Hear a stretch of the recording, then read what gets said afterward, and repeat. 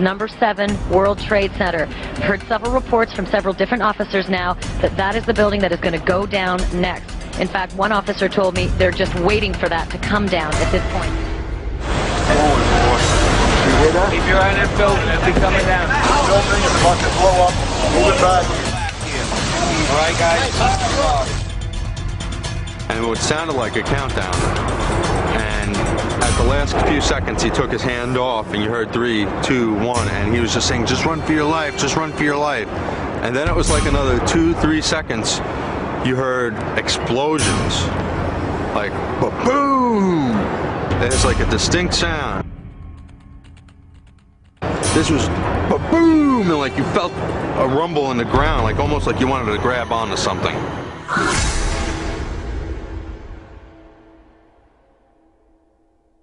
According to Larry Silverstein, on the morning of September 11, 2001, he attended an appointment with a dermatologist.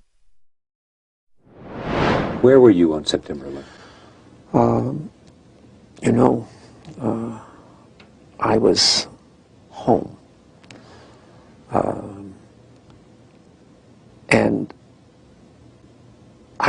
the only reason I wasn't where I was every morning subsequent to the 26th day of July, my mornings were spent usually at a breakfast meeting at Windows, an 8 o'clock breakfast meeting, Windows, the top of it, and then going down to visit with my tenants, my new tenants, at the Trade Center, getting to know them, understanding their problems and so forth, ascertaining how we could service their needs better, which is one of the first things you do when you acquire a property. You begin to meet your tenants and start talking with them. And so my mornings were spent at the Trade Center, and then by noon I was back uptown. And so that particular morning, because I have light-colored hair and fair skin, and I'm an annuity to the dermatologist, my wife, God bless her, had made an appointment for me at the doctor. And I remember dressing to go to the doctor. I'm finally saying to my wife, I said, "Sweetheart, I've got so much to do downtown. I got to cancel this. I've got to go downtown." And she said, "You're not going to cancel this appointment. You're going to the dermatologist." And, having been married now to the same woman for 46 years, you get this sense of determination on occasion, their voices. And I said, okay, yes, dear, I'll go. I'll go. And then just minutes later, received a telephone call to turn on a television set and witnessed this horrendous circumstance. The first plane hitting, and then the second plane hitting. Of course, with the second hit, it became obvious that this was terrorism.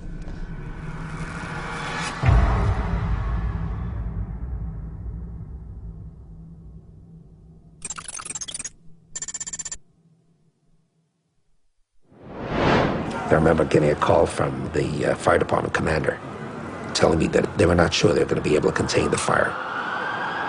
And I said, we've had such terrible loss of life. Maybe the smartest thing to do is pull it. And they made that decision to pull, and then we watched the building collapse. 3 years later, Silverstein issued a statement claiming that he had used the term "pull it" to refer to pulling the firefighters out of Building 7. But there are several problems with Silverstein's explanation. According to FEMA's building performance study, firefighters were never in the building. Preliminary indications were that due to lack of water, no manual firefighting actions were taken by the fire department. And these statements, from Popular Mechanics and the New York Times, confirmed that no firefighting took place in Building 7, and that the fire department had ordered firefighters away from the building at 11:30 a.m. Another problem is that Silverstein made no reference to the firefighters when he talked about Building 7 for the PBS documentary.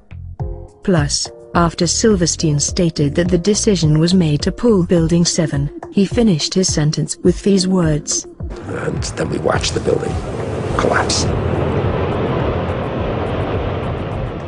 This would indicate that the collapse of Building 7 was the direct result of the decision to pull it.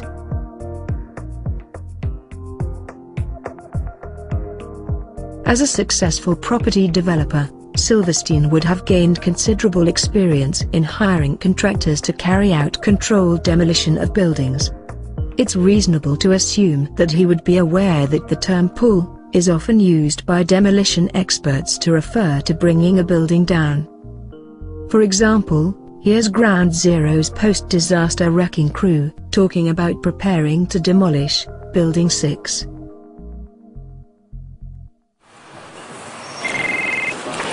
Hello? Oh, we're getting ready to pull Building 6.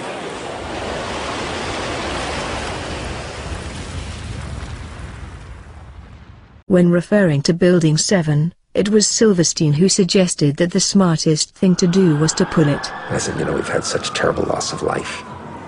Maybe the smartest thing to do is pull it. And because Silverstein has more knowledge of controlled demolition than he does of firefighting, it is reasonable to assume that he was referring to pulling the building down. In an article titled "Shame on Jesse Ventura," Fox News journalist Jeffrey Shapiro confirms that Larry Silverstein had controlled demolition on his mind on September the 11th. And it was no secret to police and others on the ground that day. Shapiro stated that on September the 11th, Larry Silverstein was on the phone to his insurance carrier to see if they would authorize the controlled demolition of Building 7. This revelation causes yet another problem for the official story. How could Silverstein expect to carry out a controlled demolition when it takes several weeks to prepare a 47-story building for demolition?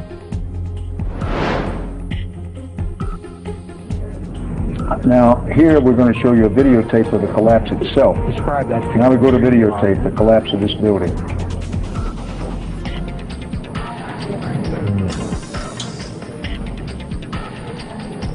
It's amazing. Amazing, incredible, pick your word. For the third time today, it's reminiscent of those pictures we've all seen too much on television before, when a building was deliberately destroyed by well-placed dynamite to knock it down.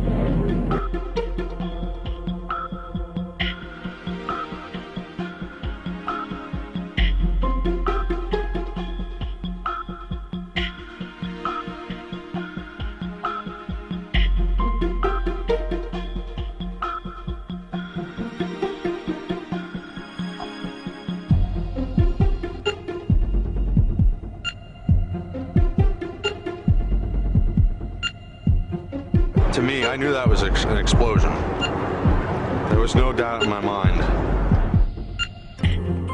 September the 11th was clearly a most fortunate day for Larry Silverstein. Not only did he avoid being killed by the attacks, he received a multi-billion-dollar settlement from an insurance policy taken out just a few weeks before. This policy was set up specifically to insure the buildings against destruction via a terrorist attack. This was particularly fortunate, considering the fact that Silverstein was having difficulty in finding new tenants to occupy the buildings at the Trade Center. And it was also particularly fortunate, considering that Silverstein had faced the $1 billion requirement of having to remove the illegal asbestos from every steel beam in the Twin Towers. So, if Larry Silverstein's story is true, then he must surely be the luckiest man alive today.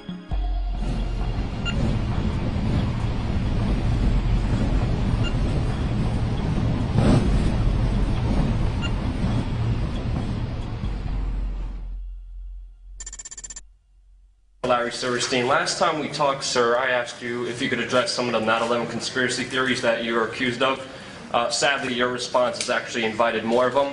I mean, for the record, everybody knows your infamous comments on PBS where you said pull Building 7 on 5/25 on the day of 9/11. Your official response was that it was the firefighters.